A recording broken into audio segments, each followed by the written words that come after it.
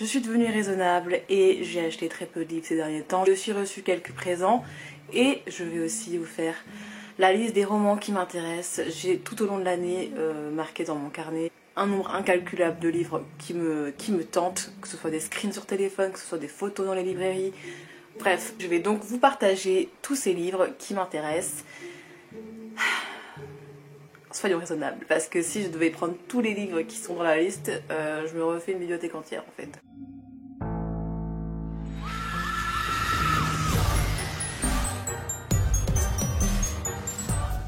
Déjà, commençons par le book haul.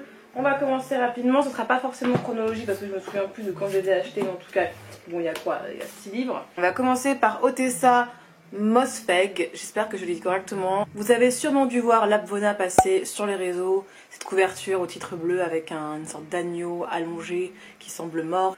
On est sur un roman à la première personne, c'est une jeune femme qui est riche, qui est diplômée et qui se retrouve à vivre une expérience très spéciale. Elle décide de passer sa vie à dormir. Elle cède principalement de médicaments et elle nous raconte son expérience, qu'est-ce qui l'a possiblement mené à ça. Son année de repos et de détente, je sais pas si c'est réellement du repos de passer son temps à dormir, mais en tout cas c'est très spécial.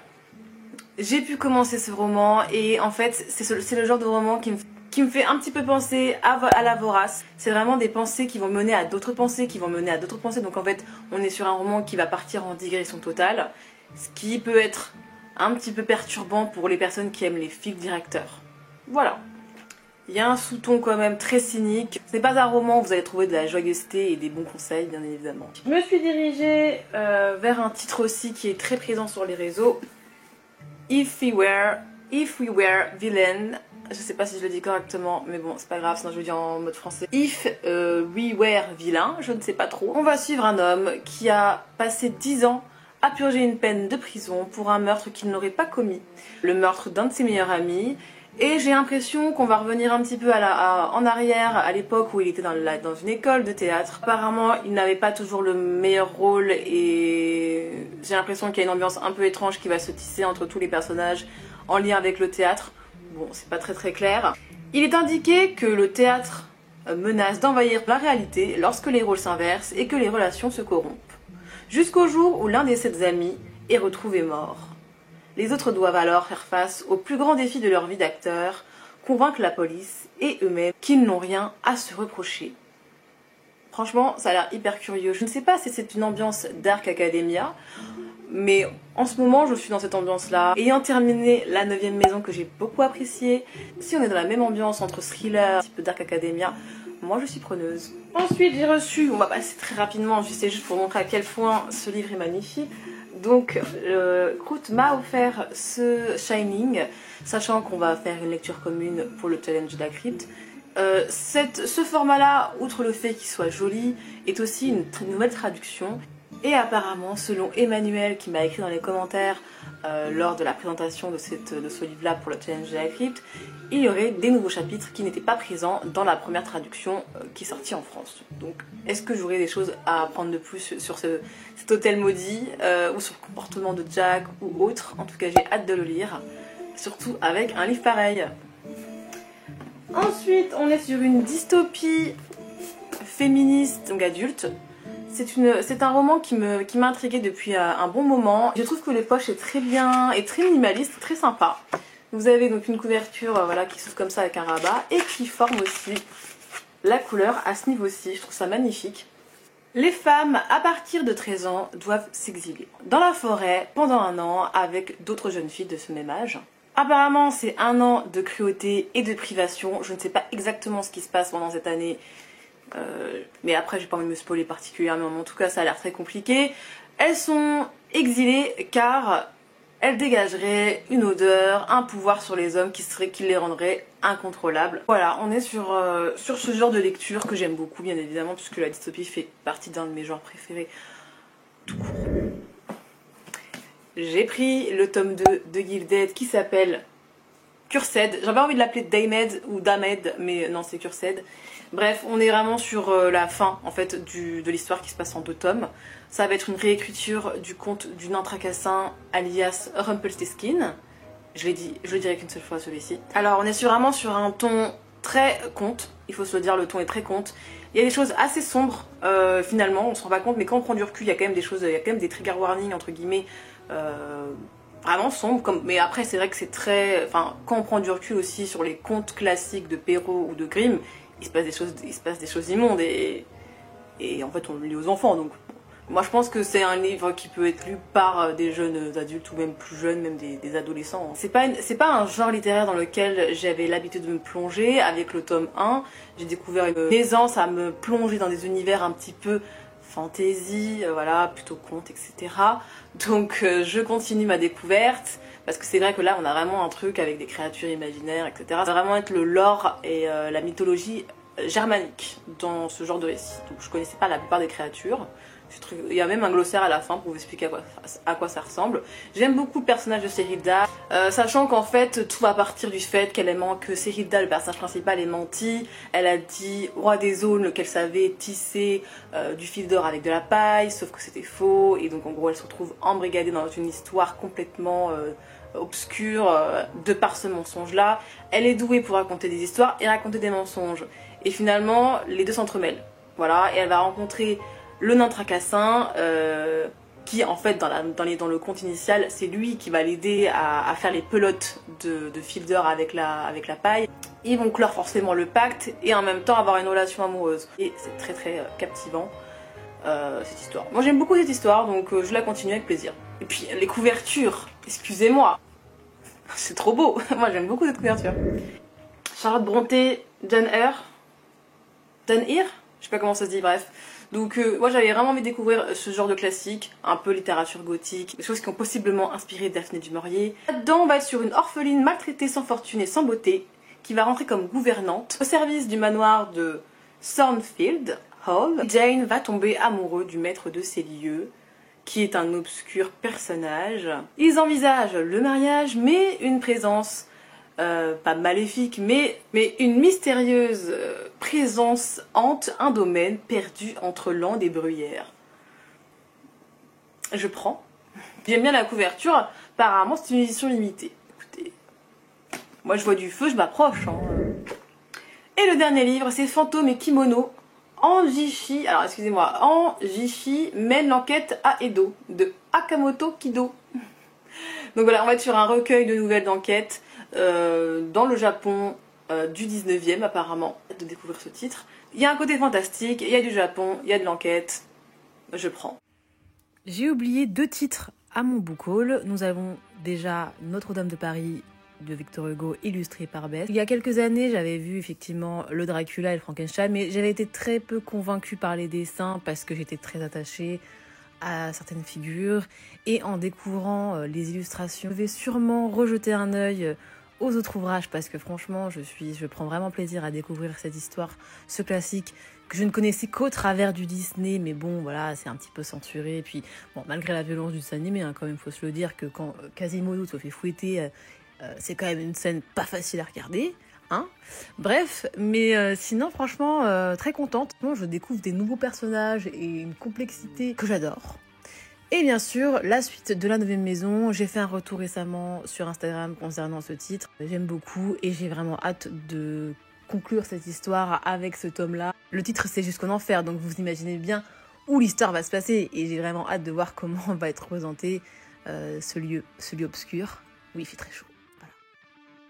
On est sur un achat de dernière minute et je voulais absolument le mettre dans cette vidéo. Ça sera sûrement le dernier achat de l'année 2023, hein, on y croit tous. On est sur un roman qui est japonais, où vous allez avoir un professeur qui s'appelle Azumi, qui est très charmant, charismatique, adulé de tous ses élèves, hein, pratiquement. Très motivé à combattre l'injustice, enfin bref, le professeur parfait. En fait, on se rend compte très rapidement que Azumi est un psychopathe, manipulateur, capable de tout pour asseoir son pouvoir, un être violent qui n'hésite pas à éliminer ceux qui se mettent en travers de sa route. 3 élèves l'ont percé à jour, commence alors une traque aux conséquences inimaginables.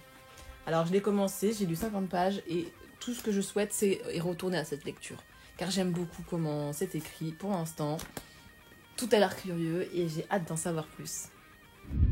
On a terminé concernant le book haul, on va passer directement à la wishlist, et il faut que je prenne mon carnet et mon téléphone parce que tout est là-dedans. J'ai quelqu'un d'assez studieux au début, j'écrivais un peu tous les livres qui me passaient par la tête et que j'avais envie d'acheter. Il y avait tellement de choses que finalement j'ai arrêté de les écrire. Je trouve que en tant qu'ancienne acheteuse compulsive de livres, oh j'arriverai pas, je vais pas y arriver, compulsive de livres, je trouve que le fait d'écrire des livres sur un carnet ou de faire des screens ou de faire un dossier avec les livres qu'on souhaite nous permet de temporiser le truc. Les livres existeront toujours. Si, ça dépend aussi si c'est une édition collector ou si c'est de l'occasion et que c'est rare, je me pose pas de questions. Mais si c'est vraiment un livre de poche neuf ou une sortie récente, franchement, j'ai pris du recul et j'attends quoi.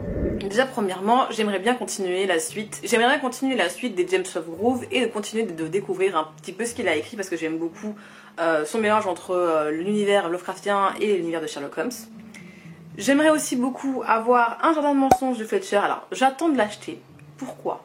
Parce que dans ma tête, j'ai fait un contrat avec moi-même et que Croûte me fait culpabiliser si je romps ce contrat. Je dois finir Fleur de sang que je n'arrive pas à terminer parce que c'est pas ennuyant, mais j'ai l'impression d'être stimulée par beaucoup d'autres livres que celui-ci et forcément je le mets de côté. Et donc je dois finir ce livre-là, enfin avant d'acheter un jardin de mensonges. J'ai que celui-là hein, qui est sous contrat, c'est que ces deux livres-là. Voilà. Ensuite, il y a Au prochain arrêt.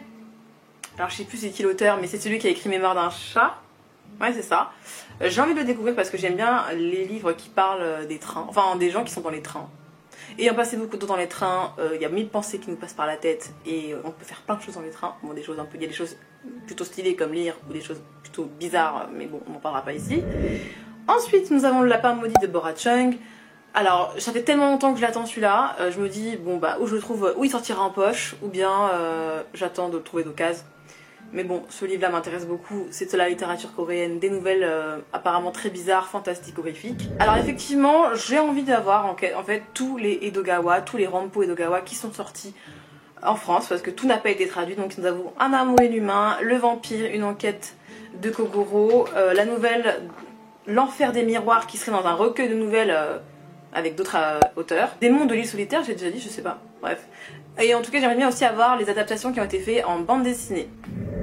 J'aimerais bien acheter des livres que j'ai déjà lus en bibliothèque du type La maison aux insectes d'Umezu que j'ai adoré. Franchement, c'est un de mes coups de cœur de l'année 2023. J'en parlerai dans la vidéo. On fera une vidéo écroute sur ça.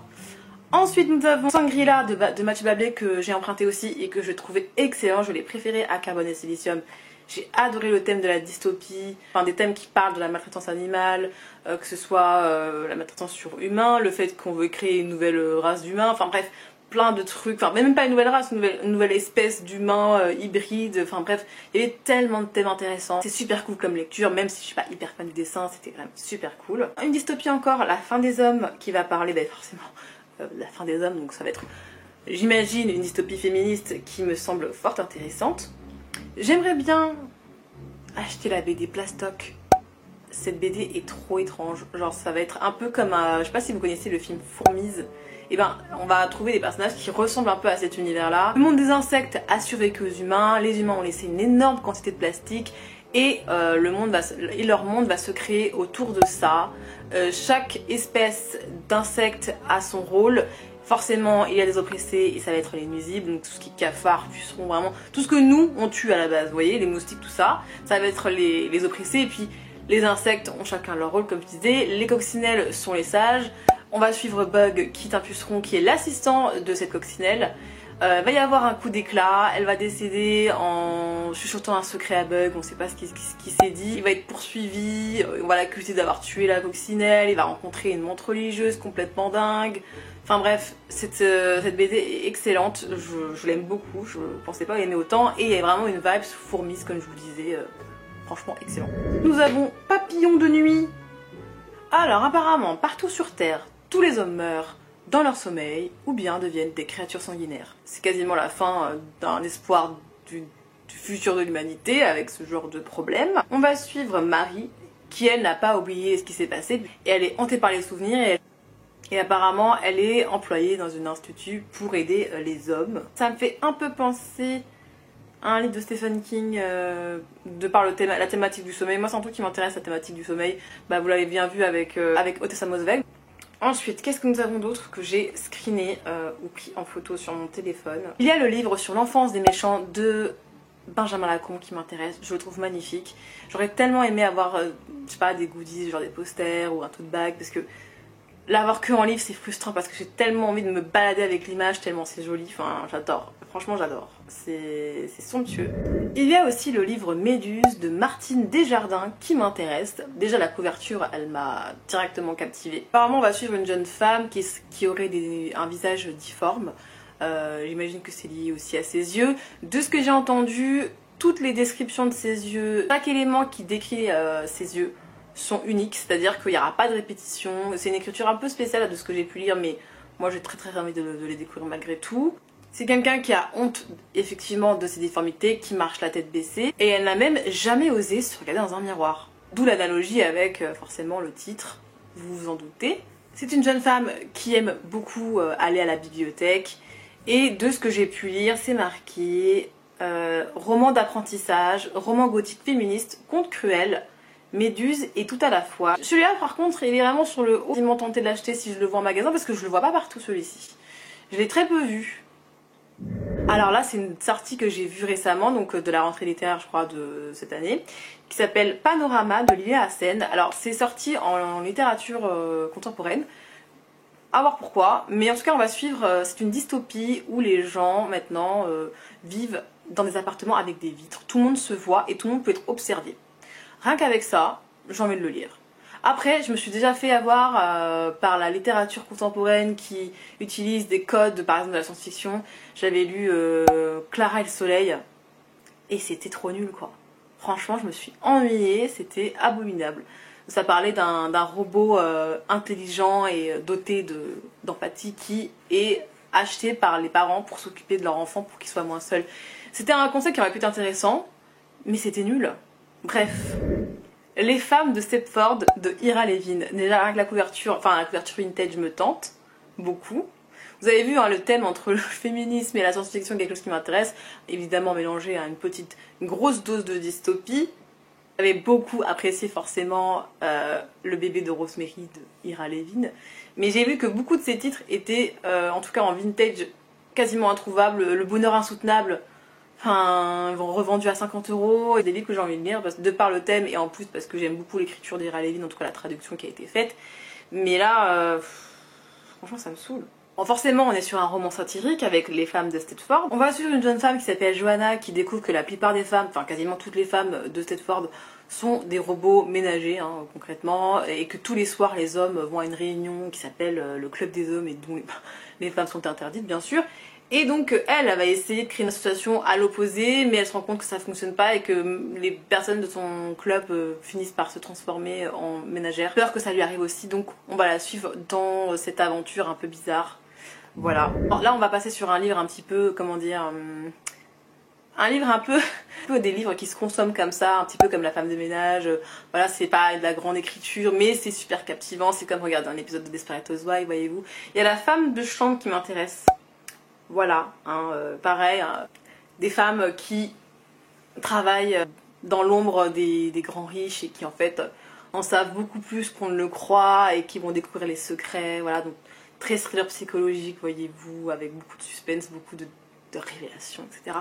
Donc voilà, un petit peu du gossip quoi, en livre quoi. Un livre étrange qui s'appelle Le chant des souris de Barker. Je n'arrive pas à dire son nom, je pourrais pas vous le dire, je n'ai pas envie de... Ça c'est un truc qui a l'air un peu spécial, je sais pas. Ça se passe en Écosse au milieu du XXe siècle et on va retrouver le corps de Janet qui a 16 ans et qui est retrouvée donc morte au pied de l'escalier de sa propre maison. De par ce que j'ai lu de la 4e de couverture, ce qui commence comme une sorte d'enquête de thriller finit par devenir un roman introspectif. Un récit rétrospectif, comme ils disent. Je pense qu'on va retracer son passé, ses relations avec sa famille, avec les animaux, avec les gens du village. Il s'inscrit à la fin d'une plume mordante et pleine d'esprit qui rappelle les sœurs Brontë, Edgar Allan Poe ou encore Édouard Gorey. Barker signe avec Le chant des soupirs un conte gothique magistral. Donc je prends ou pas? Forcément, la BD Sandman m'intéresse aussi. En fait, j'ai pas réussi à les lire, je vous avoue, je les avais empruntés en bibliothèque et ils sont restés posée sur ma table parce que j'avais tellement pas le temps de me plonger dans une brique pareille. C'est une bande dessinée qui est énorme. Elle est toujours dans ma wishlist. Écrit par Neil Gaiman bien sûr. En bande dessinée, le Simpson Horror Show tome 1 m'intéresse énormément, sachant que il y a plusieurs artistes qui sont intervenus dans cette bande dessinée, donc on va avoir plusieurs styles, plusieurs idées. Et ça, c'est une référence que j'ai vue chez Livre de la Crypte. Et j'ai vraiment trop hâte, j'adore les Simpsons, surtout les personnages secondaires type Krusty le Clown ou les aliens, etc. Donc voilà, j'ai hâte. J'ai envie d'acheter un roman de Stevenson, celui qui a écrit Dr. Jekyll et Mr. Hyde, qui s'appelle Le Club du Suicide. Rien que le titre, je me pose pas de questions, j'ai envie de le lire. J'ai envie de l'acheter, quoi, pas que le lire, forcément. Il y a un titre un peu curieux qui s'appelle The Corpse Queen. On est sur un truc qui me fait un peu penser à Anatomy Love Story. Un récit d'ambiance avec ce type de roman. Enfin, récit d'ambiance, ça dépend quelle ambiance vous souhaitez. Hein. On est sur un thriller sombre et résolument féministe. Une jeune femme va apprendre que sa meilleure amie a été assassinée dans de mystérieuses conditions. En tout cas, elle est morte dans de mystérieuses conditions. En parallèle, elle va se retrouver adoptée, entre guillemets, parce qu'elle est orpheline, par sa tante. Une vieille tante un peu bizarre. Qui en fait, qu'est-ce qu'elle fait? Eh ben, elle pile et tombe pour récupérer les morts, pour apprendre à devenir chirurgienne. Elle veut que Molly, donc la personne orpheline dont la meilleure amie est morte, elle veut qu'elle l'aide à récupérer les corps. En plus de faire ce travail un petit peu bizarre, elle va essayer de retrouver le coupable de la mort de sa meilleure amie. Voilà, on est sur un truc comme ça. Et évidemment, à cette époque-là, comme dans Anatomy Love Story, les femmes n'ont pas le droit d'être chirurgiennes ou de faire ce genre de choses. Donc on est vraiment sur quelque chose de caché, de dissimulé. Déjà, le fait de voler des corps n'est pas très très légal, mais voilà. En tout cas, c'est pas censé se savoir. La couverture est quand même très attractive, en tout cas si on aime les thèmes un peu morbides. Donc moi, je suis cliente. Il y a aussi un livre Young Adult qui s'appelle La fille du roi pirate. J'ai vu qu'ils avaient sorti le tome 2 il y a pas si longtemps. On est sur un thème qui me captive en ce moment, sur la piraterie, et le thème des femmes aussi m'intéresse. Et donc voilà, ça va être une histoire de romance mélangée à de la piraterie, mélangée à des histoires de famille. Donc je prends. La chose venue des étoiles de Robert Bloch m'intéresse toujours. J'ai un livre de Robert Bloch en occasion. J'ai un livre d'occasion qui s'appelle Parlez-moi d'horreur. C'est un livre qui concerne les histoires horrifiques de Robert Bloch. Ou Bloch, je sais pas comment ça se dit. Et donc peut-être que ça fera doublon, je sais pas trop si c'est la même chose. Et j'en ai un autre, Aux portes de l'épouvante, où vous allez avoir aussi des nouvelles de Robert Bloch et de Ray Bradbury. Donc c'est possible qu'en fait ça sert à rien que je prenne. Ça sert à rien que je prenne ce livre-là. Parce que je vais retrouver les mêmes histoires en fait. Il y a aussi les livres qui m'ont l'air bien complexes, qui font partie d'un genre littéraire qui s'appelle comment déjà? À chaque fois j'oublie. Le New Weird, voilà. C'est les livres de B. Catling avec Worth. Ça va être un truc qui va ressembler un petit peu à du Jeff Vandermeer avec son titre Annihilation, une nature luxuriante et fort étrange, quelque chose de très perturbant et qui met un peu mal à l'aise et qui est un peu effrayant. Donc c'est en 3 tomes et apparemment c'est quand même, faut vraiment se concentrer quoi. Mais ça me donne énormément envie, j'ai envie de me lancer dans ce genre de titres qui m'ont l'air passionnants. Il y a aussi La boîte en os de Antoine Pesquet. C'est un roman gothique, donc comment passer à côté? On va sur un amour fou, un amour qui rend dingue. Au 19e siècle en Écosse, un homme va tomber amoureux follement de sa meilleure amie, il va avoir une passion obsédante pour elle, jusqu'à la démence. Il est inscrit, mais le malheur ne s'arrêtera pas à sa génération, peuplé de fantômes, de scènes d'autopsie et d'autres effrayants excès de noirceur. Ce classique somptueux et macabre, aux multiples narrations, imbriqué et d'une originalité renversante. J'ai trouvé ce titre chez D.L. Kelly sur Instagram. J'ai tout de suite enregistré. Je me permets de rajouter le locataire chimérique qui m'a été proposé par Babelio après avoir inscrit sur ce site que j'avais lu Édouard Carré, L'Observatoire et Petite. Déjà, la couverture est vraiment étrange, il faut se le dire. Regardez-moi cette couverture. On va parler d'un jeune homme qui emménage dans un appartement dont l'ancien locataire vient de se suicider. Il est calme, poli, timide. Pourtant, ses étranges voisins déclenchent aussitôt contre lui une guerre sournoise. Dans quel but ? Les effrayants mystères auxquels il peut assister de sa fenêtre existent-ils ailleurs que dans son imagination morbide ? Dans ce roman, où le réalisme le plus quotidien alimente le cauchemar, l'auteur a dépeint un monde étouffant, sordide, dans lequel le grotesque côtoie toujours le drame. Et lorsqu'il décrit le fonctionnement du piège destiné à conduire un homme à sa mort, puis à sa perte, c'est une vision panique de l'univers qui nous convie. Et nous finirons sur ce titre, car je crois que j'ai tout regardé. Si j'en ai oublié, c'est pas très grave. On s'en fiche au final, là j'ai vraiment fait ma liste. En tout cas je pense avoir fait déjà le tri et là ces titres là m'intéressent tous fortement. Dites-moi si vous les avez déjà lus, ce serait vraiment super intéressant d'avoir des retours. On se dit à bientôt.